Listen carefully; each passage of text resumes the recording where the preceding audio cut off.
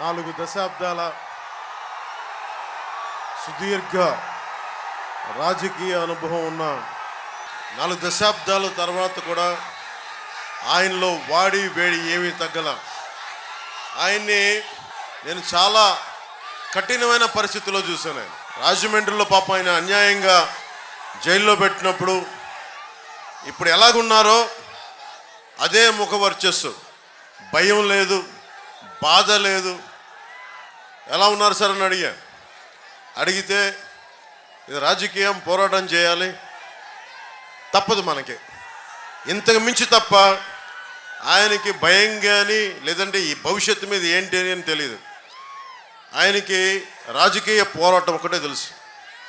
ఈ రోజున ఆయన మనందరితోటి వచ్చి ఒక సోషియోపాత్ అంటారు జగన్. యాక్చువల్గా సైకోపాత్తో పాటు సోషియోపాత్. ఎవ్వరు సమాజంలో నవ్వుతూ ఉంటే చూడలేడు జగన్. ఎవరు తెల్లబట్టలు వేసుకుంటే చూడలేడు, ఎవరు నవ్వుతూ ఉంటే చూడలేడు, ఎవరి దగ్గర డబ్బులు ఉంటే చూడలేడు. అలాంటి వ్యక్తిని, అలాంటి రాక్షస సమూహాన్ని ఆయన బలంగా ఎదుర్కొన్నారు. ముఖ్యంగా తెలుగుదేశం మద్దతుదారులకి, నాయకులకి, కార్యకర్తలకి నెల్లిమర్ల నుంచి పేరు పేరున చెప్తా ఉన్నాను. 4 దశాబ్దాలు బలమైన మనకి వ్యవస్థ బలం ఉండి నేను మీ బాధ నేను అర్థం చేసుకున్నాను. కష్టాల్లో ఉన్నప్పుడు మనకెందుకులే నేను అనుకోలే. అరే 4 దశాబ్దాలు ఉమ్మడి రాష్ట్రం కోసం, దశాబ్దం రాష్ట్రం కోసం పనిచేసిన వ్యక్తి, ఆయనకి నా వంతు అండగా ఉండాలి అని చెప్పి మనస్ఫూర్తిగా వైసీపీ ఆయన జైల్లో ఉన్నప్పుడు ఆ రోజు నేను అలయన్స్ ప్రకటించాను బయటకు వచ్చి. దాని తాలూకు పర్యవసానమే ఈరోజు మనందరం కూర్చొని మీ బంగారు భవిష్యత్తుకి బాటేస్తున్నాం. ఇది చాలా త్యాగాలు సిద్ధపడి, మీకు తెలుసు గత 10 సంవత్సరాల్లో ఒంటరి నిర్మాణం పార్టీ 2.5 సంవత్సరాలు 3 సంవత్సరాల నుంచి ఎంత బలంగా పెరిగామో తెలుసు. కానీ అన్ని తట్టుకొని, తగ్గించుకొని, జనసేనను తగ్గించుకొని, ఎందుకంటే నాకు వైసీపీ వ్యతిరేక ఓటు చీలడం ఇష్టం లేదు. ఆ మాట ఎందుకన్నాను, నాకు సరదా కాదు. ఇక్కడ ఇంతమంది యువత, ఆడపడుచులు, యువతులు, పెద్దలు, మహిళలు, యువకులు ఉన్నారు. ప్రతి ఒక్కరిని మోసం చేసిన ఈ ప్రభుత్వాన్ని గద్దె దింపకపోతే నాకేం జరగదు, చంద్రబాబు గారికి ఏం జరగదు, ఏ రాజకీయ నాయకులకి వెళ్ళిపోతారు. కానీ నాకున్న ఇక్కడ నుంచున్న యువతులు కానీ, ఆడపడుచులు కానీ, ఇక పక్కన కూర్చున్న యువకులు కానీ, మేడల పైన మిద్దెల పైన ఉన్న పెద్దలు, యువకులు కానీ, రైతాంగం కానీ, మనకి చేతి పరిశ్రమల వారు కానీ, ఉద్యోగస్తులు కానీ అందరూ కూడా నలిగిపోతారు. ఒక తప్పు మన కళ్ళ ముందు జరుగుతున్నప్పుడు చూస్తూ చేతులు కట్టుకొని కూర్చోవడం నాకు అలవాట్లేదు. అలాగే ముఖ్యంగా ఉత్తరాంధ్ర ఉపాధి అవకాశాలు దెబ్బతింటా ఉన్నాయి. ఉత్తరాంధ్ర వెనుకబాటుతనం తెలుసు. విజయనగరం వలసలకి మారుపేరైంది. ఇక్కడ వలసలు ఆగాలి, ఉత్తరాంధ్ర వలసలు ఆగాలి, శ్రీకాకుళంలో వలసలు ఆగాలి, విజయనగరంలో వలసలు ఆగాలి, ఇక్కడ పరిశ్రమలు రావాలి, ఇక్కడ యువకులకి ఉపాధి అవకాశాలు రావాలి. అదే బలమైన ఆలోచన తీసుకొని నేను పొద్దున్న ప్రకటించాను. నెల్లిమర్లకు సంబంధించి నాకు పోయినసారి పోరాట యాత్ర వచ్చినప్పుడు 10,000 మంది పనిచేసే జూట్ కర్మాగారం మూసివేయబడింది. దీన్ని ఎవరికి చేసుకునే వాళ్ళు లేరు. అంటే ఈ రోజున పనిచేయడానికి మనుషులు ఉన్నారు. జూట్ ఉంది ఒకవైపు, కానీ ఎక్కడో బంగ్లాదేశ్ నుంచి ఇంపోర్ట్ చేసుకుంటా ఉన్నాం. ఒకవైపు పనిచేయడానికి కార్మికులకు లేదు, పండించిన పంటకి గిట్టుబాటు ధర లేదు.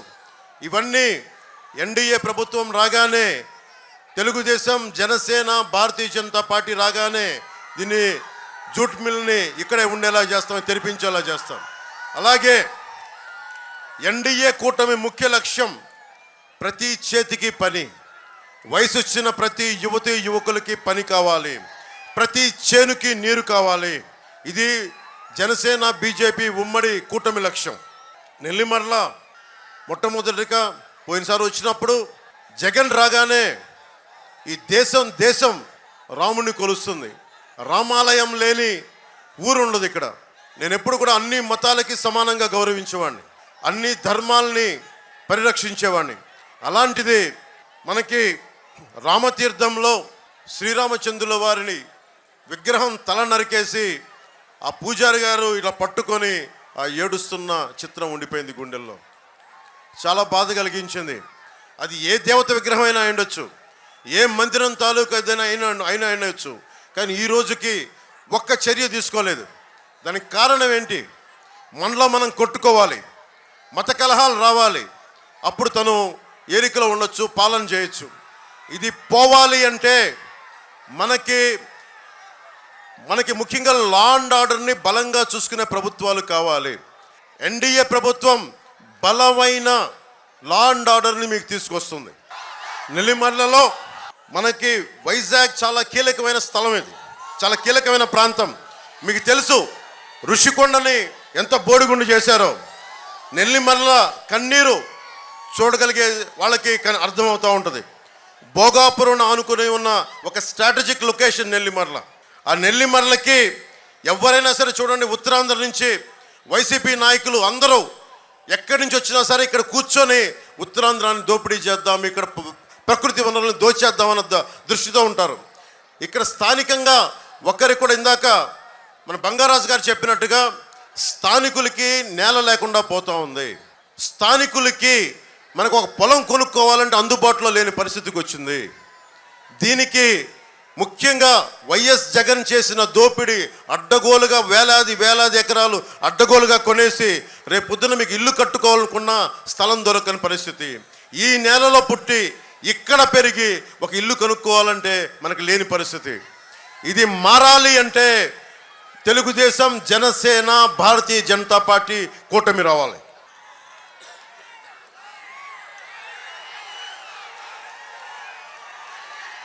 బోడుకొండ అప్పలనాయుడు గారు, బొత్స గారి ఆయన ఎక్స్టెండెడ్ హ్యాండ్ అంటారు.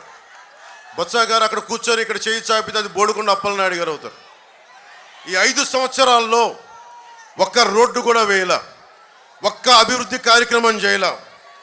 మట్టి, ఇసుక, ఆఖరికి మత్స్యకారుల భరోసా కూడా, నెల్లిమర్ల ఎంపీపీ భూములు ఇలా ఎలా దొరికితే అలా దోచేశారు.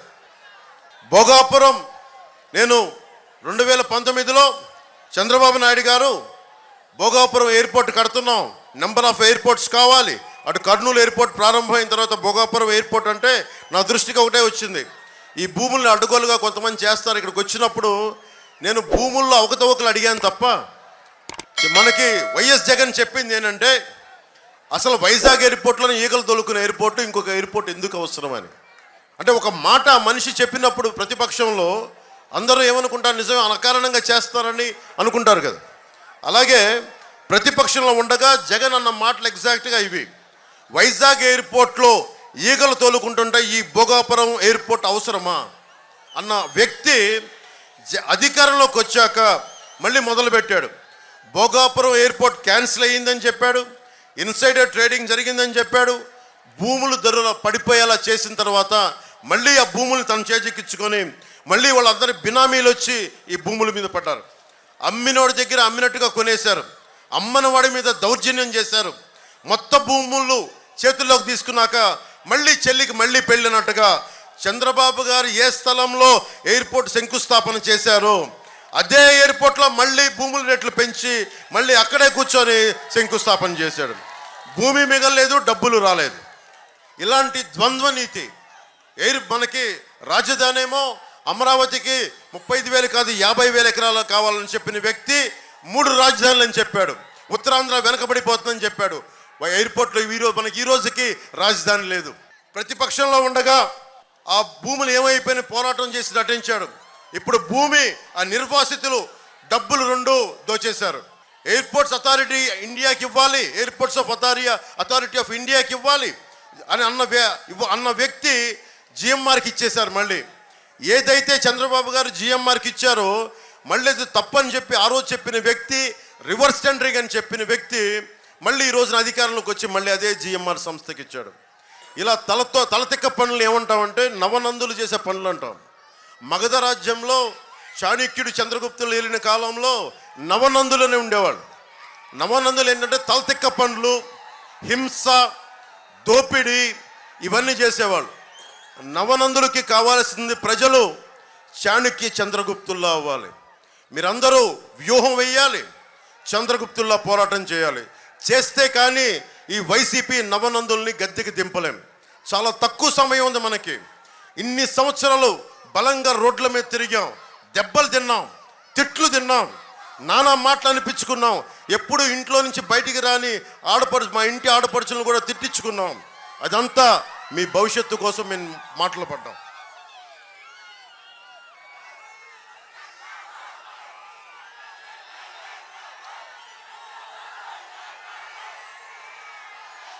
ముఖ్యంగా తారక రామతీర్థ సాగర్ ఈ ప్రాంత వాసులకి తీరని కళ.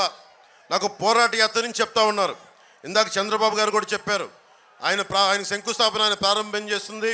పూసపాటి రేగ భోగాపురం మండలాలకు సాగునీరు తాగునీరు కోసం మొదలుపెట్టిన ఈ ప్రాజెక్టు ఈ ప్రభుత్వం వచ్చాక ఒక్కసారి కూడా ప్రాజెక్టు వైపు చూడలేదు.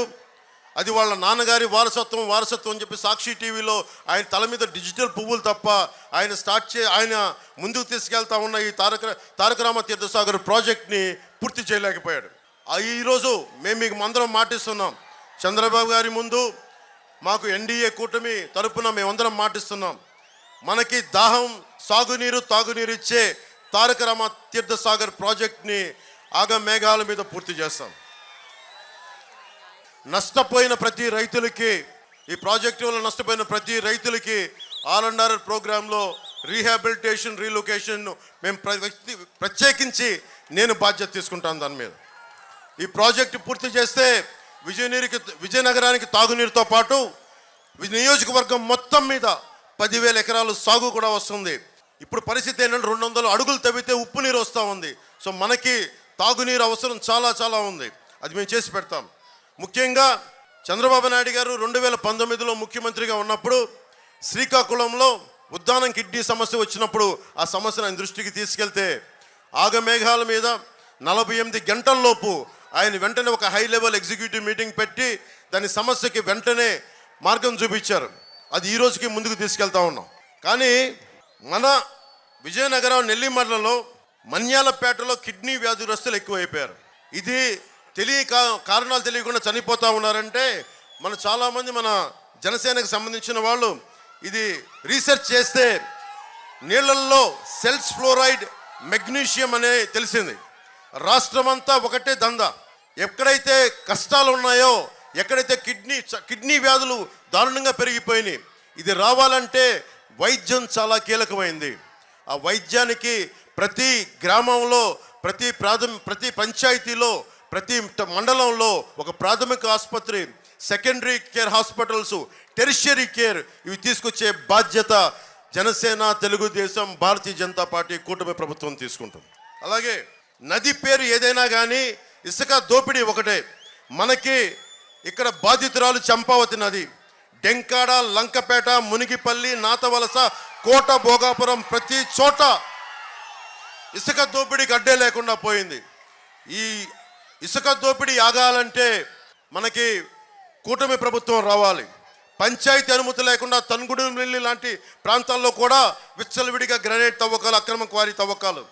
వాళ్ళ దగ్గర డబ్బులు పెరిగిపోతున్నాయి, మీ దగ్గర డబ్బులు లేవు, మీకు ఉపాధి అవకాశాలు లేవు, మీకు ఉద్యోగాలు లేవు, మీకు సాగునీరు లేదు, మీకు తాగునీరు లేదు. మరి ఎక్కడికి వెళ్తారు మీరు? వలసలు వెళ్ళిపోవాలి. విజయనగరం దాటి ఉత్తరాంధ్ర దాటి మీ వలసలు ఆగాలి అంటే కూటమి ప్రభుత్వం రావాలి. జగన్ మాట్లాడితే చిన్న గులకరాయి పెట్టుకొని దానికి పెద్ద ప్లాస్టర్ వేయించుకున్నాడు, ఎగ్జిబిషన్ చేస్తూ ఉన్నాడు. అంటే రామతీర్థంలో రాముల వారి విగ్రహం తల నరికేస్తేనేమో అది గాయం కాదు. కడపలో మీకు తెలిసి ఏం జరిగింది వారి కుటుంబంలో, గొడ్డలు వేటు పడితే అది గాయం కాదు. స్వయాన వాళ్ళ చెల్లెలు అంటా ఉన్నారు, అంటే నీకు ఇంతపాటి తలకి ఇంత గాయం, అది నువ్వు కొట్టుకున్నదో కొట్టించుకున్నదో తెలియదు, కానీ ఆయన మీద గొడ్డలు వేటు పడితేనేమో సమస్య కాదు, కానీ నీ మీద చిన్న రాయి పడితే రాష్ట్రం అంతా సమస్య. 30,000 మంది ఆడపిల్లలు అదృశ్యం అయితే సమస్య కాదు. అమర్నాథ్ అనే 15 ఏళ్ల యువకుడు కొంతమంది ఆకతాయిలు అక్క నడిపిస్తుంటే రక్షించడానికి వస్తే వైసీపీ నాయకులు చెరుకు తోటల్లో తీసుకెళ్ళి పెట్రోల్ వేసి కాల్ చేశారు. మీకు తెలుసు, చిన్నపాటి వంటలు చేసే ఆడపడుచులకు తెలుసు, చిన్నపాటి నూనె చుక్క పడితే ఒళ్ళు కాలిపోద్ది. అలాంటిది 15 ఏళ్ల బిడ్డ, 15 ఏళ్ల అమర్నాథ్ తీసుకెళ్లి చెరుకు తోటల్లో వైసీపీ నాయకులు కాల్చేస్తే అది రాష్ట్రానికి గాయం అయినట్టు కాదంట. అంటే తనకే గాయం, బాబాయిలు చచ్చిపోయినా గాయం కాదు. రాములు వారి విగ్రహం కింద పడ్డా మా మనోభావాలు, మన మనసులు గాయపడవు. ఆయన నుదుటికి చిన్నపాటి గాయం పడితే మొత్తం ఆయన కదిలిపోయాడు, రాష్ట్రం అంతా కదిలిపోవాలి. అలాగే ముఖ్యంగా బీసీ ఎస్సీ ఎస్టీ సమాజాలకి చంద్రబాబు గారు చెప్పారు, మేము కూడా దాన్ని ఉద్ఘాటిస్తున్నాం. ఏదైతే సబ్ ప్లాన్ ఫండ్స్ ఉన్నాయో అవి ఎక్కడికి దారి మళ్లించకుండా దేనికైతే నిర్దేశింపబడ్డాయో వాటికే ఖర్చు చేస్తాం. అలాగే ముఖ్యంగా 27 దళిత విద్యార్థులకు సంబంధించిన పథకాలు కానీ, అలాగే అంబేద్కర్ విదేశీ విద్యా పథకాన్ని తిరిగి పునరుద్ధరిస్తాం. అది జగన్ విదేశీ విద్యా పథకం కాదు, అంబేద్కర్ విదేశీ విద్యా పథకం కింద దాన్ని తీసుకొస్తాం. అలాగే తూర్పు కాపు సామాజిక వర్గానికి సంబంధించి ఉత్తరాంధ్రలో కాకుండా ఇతర ప్రాంతాల్లో ఉన్న తూర్పు కాపులు అందరూ కూడా ఇతర ప్రాంతాల్లో ఓబీసీల్లో చేర్చాలి అన్న డిమాండ్ కేంద్ర ప్రభుత్వం మీద ఉంది. తూర్పు కాపులకి మేము హామీ ఇస్తున్నాం. దాన్ని నేనే తీసుకెళ్ళి దాని గురించి ప్రత్యేకంగా మేము మాట్లాడుతాం. చంద్రబాబు గారి దృష్టి కూడా తీసుకొస్తాం. నెల్లిమర్ల లోకం మాధవి గారు ఇక్కడ అమెరికాలో ఉండి విజయనగరం ఆడపడుచు మన బిడ్డ అమెరికాకి వెళ్ళి అక్కడ బాగా ఉన్నత విద్యాభ్యాసంతో పాటు పరిశ్రమలు ఇవన్నీ ఐటీ ఇలాంటి ఫార్మ్స్ అన్ని ప్రారంభించి మహిళల విదేశాల్లో ఉన్నత చదువులు పూర్తి చేసుకొని అక్కడే ఉద్యోగం చేసి మన దేశం తిరిగి వచ్చి ఎక్కడో హైదరాబాదో బెంగళూరు వెళ్ళాల వచ్చి మన విజయనగరమే వచ్చారు. మన విజయనగరంకి వచ్చి మిరకిల్ సంస్థ స్థాపించారు. ఇక్కడే కంపెనీ మొదలుపెట్టి కొన్ని వేల మందికి విద్య ఉద్యోగ అవకాశాలు కల్పించారు. 10 సంవత్సరాలుగా దశాబ్దంగా మీతోనే ఉన్నారు. ఎమ్మెల్యే కాకముందు నుంచి అనేక విధాలుగా సేవా కార్యక్రమాలు చేస్తున్నారు. ఆమెకి లోకం మాధవ్ గారికి మరింత సేవ చేయడానికి, మీకు సేవ చేయడానికి, మేము ఉండటానికి ఆవిడ్ని జనసేన పార్టీ నుంచి గాజు గ్లాసు గుర్తు మీద నెల్లిమర్ల ఎమ్మెల్యే అభ్యర్థిగా నిలబడతా ఉన్నారు. మనస్ఫూర్తిగా మీరు మద్దతు ప్రకటించాలి, భారీ మెజారిటీతో గెలిపించాలి మనస్ఫూర్తిగా కోరుకుంటున్నాను. ముఖ్యంగా విజయనగరం మన నెల్లిమర్ల నియోజకవర్గంలో ఈ పరిశ్రమల కాలుష్యం ఎక్కువైపోయింది, ఫార్మాస్యూటికల్స్. ఆ కాలుష్యం దానివల్ల మీకు కిడ్నీ వ్యాధులు కానీ ఆడబిడ్డలకి గర్భం కూడా రాలేని పరిస్థితులు. దీనికి ప్రత్యేకించి కాలుష్య నియంత్రణ మండలిని బలోపేతం చేస్తాం. అలాంటి వ్యర్థాలని శుద్ధి చేయకుండా భూమిలో కానీ బయటికి వదిలినా వాళ్ళ మీద బలమైన చర్యలు తీసుకుంటాం. మీకు జగన్ వచ్చి 1 కాదు 2 సార్లు కాదు 9 సార్లు కరెంటు బిల్లు పెంచారు. కరెంటు పట్టుకుంటే కాదు వాడితే కూడా షాక్ కొడుతూ ఉంది ఈ ప్రభుత్వంలో. ఈ ఒకటే మాట, ఈ వేసవిలో కరెంటు బిల్లులు తగ్గాలి అంటే ఏసీలు ఫ్రిడ్జ్లు ఆపితే సరిపోదు. ఈ మే 13వ తారీఖున ఆ ఫ్యాన్ని స్విచ్ ఆఫ్ చేసేయండి. ముఖ్యంగా మత్స్యకారులకి జట్టీలు నిర్మించాలి. కేంద్ర ప్రభుత్వం ప్రత్యేకమైన పథకాలు తీసుకొస్తా ఉంది. ఫిషర్మెన్కి, మత్స్యకారులకి జట్టీలు, ముఖ్యంగా చింతపల్లిలో జట్టీ రావాల్సిన అవసరం ఉంది. అది మా దృష్టిలో ఉంది. పూసపాటి రేగ మండలం చింతపల్లిలో జట్టీ అవసరం చాలా ఉందని మత్స్యకారు సోదరులంతా చెప్తున్నారు. ఎమ్మెల్యే అభ్యర్థిగా మనకి లోకం మాధవ్ గారిని గెలిపిస్తే నేను అలాంటి సమస్యలన్నీ చంద్రబాబు గారి దృష్టికి తీసుకెళ్ళి వాటిని మేమందరం ఒక బలమైన ఒక నిర్ణయాలు తీసుకొని ప్రతి 30-40 కిలోమీటర్లకి 70 కిలోమీటర్లకి చిన్న జట్టీలు, పెద్ద జట్టీలు, ముఖ్యంగా మత్స్యకారులు తీసుకొచ్చే పోరాటం చేస్తాం. ముఖ్యంగా యువతకి మీరు ఏ కులం ఏమైనా అడుగుతారు. చంద్రబాబు గారు కూడా చెప్పాను మొన్న, కుల గణాంకాలతో పాటు ఇక్కడున్న ఆడపడుచులకు కూడా, యువకులకు కూడా మీ కులంతో పాటు మీ ప్రతిభ, మీ సమర్థత ఏంటి అని తీసుకుంటే దానికి తగ్గట్టుగా స్కిల్ డెవలప్మెంట్ తీసుకొస్తాం. మీరు ఎక్కడికి వెళ్ళాలన్నా, విదేశాలు వెళ్ళాలన్నా, లేదంటే ఇంకా పెద్ద చదువులు చదవాలన్నా, ఏదైనా నేర్చుకోవాలన్నా, వొకేషనల్ ట్రైనింగ్ ఎలాంటిదైనా సరే మీ ప్రతిభ, మీ ఇష్టాలు అయిష్టాలని అన్ని కనుక్కొని మీకు స్కిల్ డెవలప్మెంట్ చేసి పెడతాం. అలాగే ప్రభుత్వ ఆసుపత్రుల్ని చాలా ఆరోగ్యవంతంగా చేసి పెడతాం. ముఖ్యంగా తాగునీరుకి సాగునీరుకి సంబంధించి 4 నుంచి 8 చెక్ డ్యామ్లు అవసరం ఉంది. 3 ట్రిబ్యూటరీస్, ముఖ్యంగా గోస్తని, చంపావతి, కందివలస గడ్డల మీద మనకి చెక్ డ్యామ్స్ నిర్మించాల్సిన అవసరం ఉంది. అది కూడా మేము లోకం మాధవి గారి నాయకత్వం దాన్ని ముందుకు తీసుకెళ్తాం. చాలా అత్యంత శరవేగంతో రామతీర్థ సాగర్ ప్రాజెక్ట్ని పూర్తి చేసే బాధ్యత తీసుకుంటాం. వైసీపీ ఒక 2 మాటలు చెప్పి ముగిస్తున్నా. మీకు ఉద్యోగాలు ఎందుకు రావట్లేదు, ఉపాధి అవకాశాలు ఎందుకు రావట్లేదు అంటే జగన్ ఒకటే మాట్లాడతాడు, క్లాస్ వార్ అని మాట్లాడతాడు. చంద్రబాబు గారు నేనంట మేము పేదలను దోచేస్తామంట, దోపిడీలు చేస్తామంట. అరే ఇన్ని కోట్ల రూపాయలని కౌలు రైతులకు అండగా నిలబడ్డవాళ్ళు, సొంత డబ్బుల్ని కష్టపడి సంపాదించిన డబ్బులు ఇచ్చిన వాడిని నాకు పేదలకు పొట్టగొట్టడం నాకే అవసరమే ఉంది. అది ఇన్ని దశాబ్దాల నుంచి ఉన్నారు ఆయన, ఇన్ని దశాబ్దాల నుంచి. హైటెక్ సిటీ బలంగా నిర్మించిన వ్యక్తి, 2000లో కూర్చొని విజన్ 2020 అని చెప్పిన వ్యక్తి. ఆ రోజున జగన్ లాగా ఆయనకు కూడా అలాంటి ఆశలు ఉంటాయి. ఈ రోజుకి ఆయనకు మీకు ఎన్ని లక్షల కోట్లు ఉండేదో మీకే తెలుసు, కానీ అలాంటి ఏం పెట్టుకోలేదు ఆయన. ఎంతసేపు డెవలప్మెంట్. మా ఇద్దరి మధ్య కూడా కొన్ని అభిప్రాయ భేదాలు ఉంటాయి, దేని మీద, పాలసీల మీద ఉంటాయి. ఆ పాలసీలు నేను ఒకసారి చెప్తే ఆయన సరిచేసే వ్యక్తి అది. కానీ జగన్ అడ్డగోలుగా దోచేస్తూ ఉన్నాడు. ఇది ఆగాలి అని క్లాస్ వార్ గురించి ఆగాలని మేమిద్దరం కలిసి వస్తే మా మీద క్లాస్ వార్ అని చెప్తున్నాడు. క్లాస్ వార్ డెఫినేషన్ ఏంటి? క్లాస్ వార్ డెఫినేషన్ పేదవాళ్ళని దోచేయడం, మధ్య తరగతి వాళ్ళకి ట్యాక్సులు పెంచడం, పేదలని అడ్డగోలుగా దోచేయటం. మీరు చెప్పండి, మీకు లిస్ట్ చెప్తాను జగన్ ఎంత దోచేశాడో. NTR health university fixed deposit మనకి బద్దలు కొట్టి 450 కోట్లు దోచేశాడు. స్టేట్ గవర్నమెంట్ ఎంప్లాయీస్ నిధులు మనకి జీపీఎఫ్ని డైవర్ట్ చేసి 800 కోట్ల రూపాయలు దోచేశాడు. లోకల్ బాడీస్ పంచాయత్ ఫండ్లు 8000 కోట్లు దోచేశాడు. ముఖ్యంగా భవన నిర్మాణ కార్మికులు వాళ్ళ మన కండని కరిగించి రక్తాన్ని మరిగించి 450 కోట్ల రూపాయలు భవన నిర్మాణాల సంక్షేమ నిధి నుంచి దోచేసిన వ్యక్తి జగన్. ఇతను క్లాస్ వార్ గురించి మాట్లాడతాడు. ఆడబిడ్డలను కూడా వదల్లా, మనకి ఉమెన్స్ అభయహస్తం ప్రీమియం కూడా 2000 కోట్లు దోచేసిన వ్యక్తి. ధరల స్థిరీకరణ నిధి నుంచి 500 కోట్లు దోచేసిన వ్యక్తి. ఒకటే చేశాడు జగన్ పాలనలో, ఒకటే జరిగింది, గంజాయిలో నెంబర్ 1 అయింది. దేశద్రోహాల కేసు పెట్టడంలో నెంబర్ 1 అయింది భారతదేశంలో.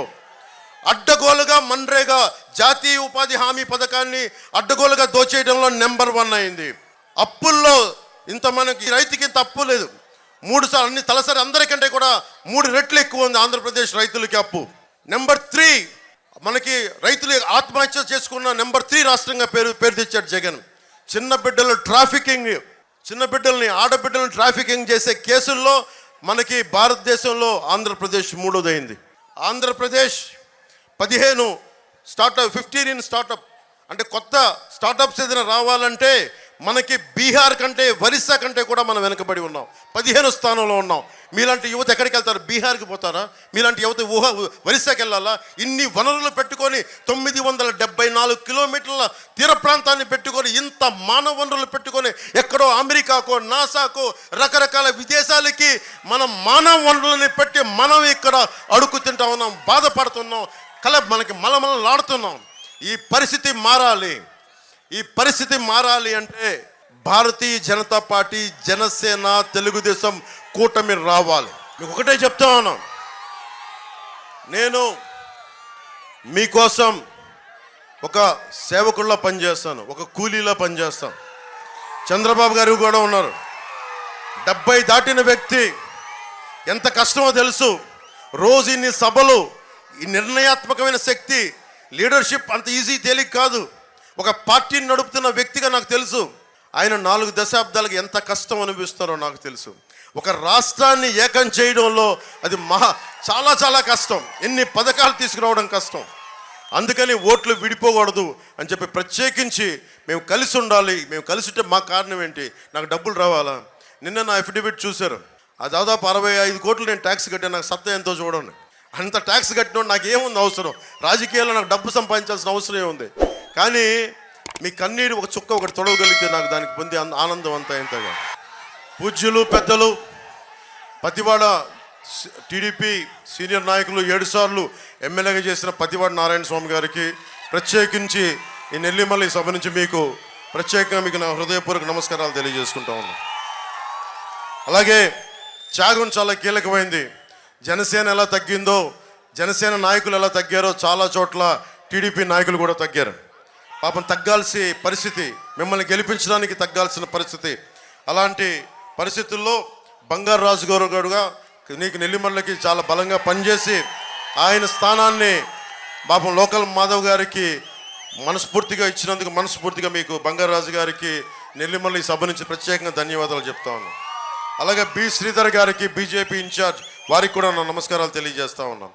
పడాల అరుణ్ గారు జనసేన పిఎస్సి మెంబర్ వారికి కూడా నా కృతజ్ఞతలు తెలియజేసుకుంటా ఉన్నాను. శ్రీనివాసులు రెడ్డి గారు టీడీపీ జోనల్ ఇన్ఛార్జ్ గారికి కూడా మనస్ఫూర్తిగా నా కృతజ్ఞతలు తెలియజేసుకుంటా ఉన్నాను. ముఖ్యంగా ఈ రెండు ఒక్కసారి గాజు గ్లాస్ గుర్తు మీద శ్రీ లోకం మాధవి గారు జనసేన పార్టీ గాజు గ్లాస్ గుర్తు మీదుగా పోటీ చేస్తూ ఉన్నారు. శ్రీ కె అప్పల్ నాయుడు గారు ఎంపీ క్యాండిడేట్గా టీడీపీ నుంచి పోటీ చేసి సైకిల్ గుర్తు మీద పోటీ చేస్తున్నారు. వీరిని భారీ మెజారిటీతో గెలిపించవలసిందిగా మనస్ఫూర్తిగా కోరుకుంటున్నాం. మేము ఉన్నది 5 సంవత్సరాలకి రావట్లా. 25 కేజీల బియ్యం కాదు, 5,000 రూపాయలకి కాదు, కనీసం మా కంఠంలో ప్రాణం ఉన్నంత వరకు మీకు భవిష్యత్తు బాగుండాలి. 25 కేజీల బియ్యం కాదు, 5,000 జీతం కాదు, 25 సంవత్సరాల బంగారు భవిష్యత్తు ఇవ్వడానికి ఈ రోజున నేను, చంద్రబాబు గారు, నరేంద్ర మోదీ గారు మేమందరం కలిసి సమిష్టిగా మేము ముందుకు వచ్చాం. అడగందే అమ్మైనా పెట్టదంటారు. స్టీవ్ జాబ్స్ ఒకటే మాట చెప్తారు, ఏదైనా సరే నీకు కావాలంటే నువ్వు అడగాలని చెప్పి. నేను ఈ రోజున అడగట్లేదు, అభ్యర్థిస్తున్నాను మిమ్మల్ని, రాష్ట్ర ప్రజలందరినీ అభ్యర్థిస్తున్నా. ఈ అభ్యర్థన దేనికి? మా కడుపులు నింపుకోవడానికి కాదు. ప్రభుత్వం మారాలి, ఎన్డీఏ కూటమి రావాలి, తెలుగుదేశం జనసేన భారతీయ జనతా పార్టీ ప్రభుత్వం రావాలి, కేంద్రంలో నరేంద్ర మోదీ గారు రావాలి, మనస్ఫూర్తిగా ఇక్కడ కూటమి రావాలని మనస్ఫూర్తిగా మీరు మీ భవిష్యత్తు కోసం మేము అందరం నిలబడి ఉన్నాం. దశాబ్దంగా తిట్లు అన్ని రకాలుగా కేసులు పడతా ఉన్నాం. సో మీ అందరూ ఆశీస్సులు ఇవ్వాలని మనస్ఫూర్తిగా కోరుకుంటూ సెలవు తీసుకున్నాను. జై బీజేపీ, జై తెలుగుదేశం, జై జనసేన, జై హింద్.